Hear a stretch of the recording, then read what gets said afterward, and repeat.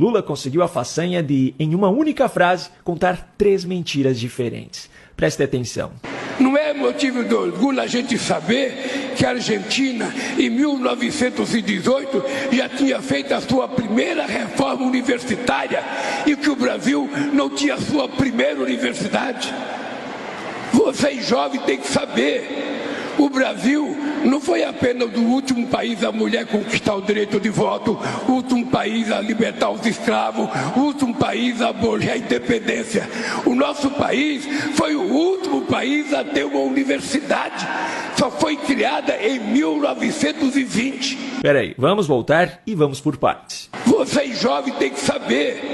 O Brasil não foi apenas o último país a mulher conquistar o direito de voto. Aí já está a primeira mentira. O direito ao voto feminino no Brasil foi reconhecido por lei em 1932, sendo ainda facultativo, e a partir de 1965 passou a ser obrigatório. Só que em alguns outros países, as mulheres só tiveram esse direito bem mais tarde, como foi o caso da Suíça, onde o direito ao voto feminino veio somente em 1971. Também foi o caso do Kuwait, onde as mulheres votaram pela primeira vez somente em 2006. E também a Arábia Saudita, onde isso só foi acontecer em 2015. Portanto, o Brasil definitivamente não foi o último país a garantir o direito de voto às mulheres. Ok, vamos para a próxima.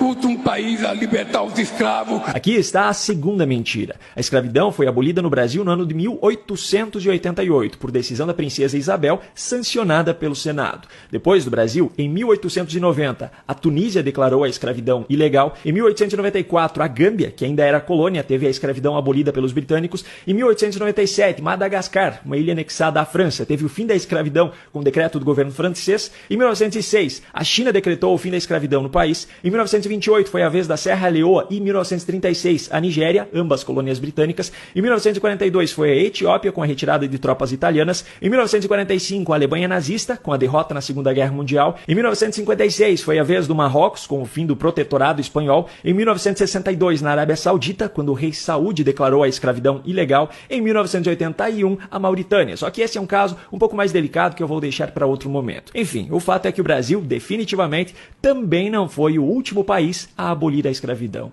Agora vamos adiante. O último país a abolir a independência. Aí eu não tenho nem o que comentar, porque isso não faz o menor sentido. Abolir a independência. O que significa isso? Bom, vamos adiante. O nosso país foi o último país a ter uma universidade.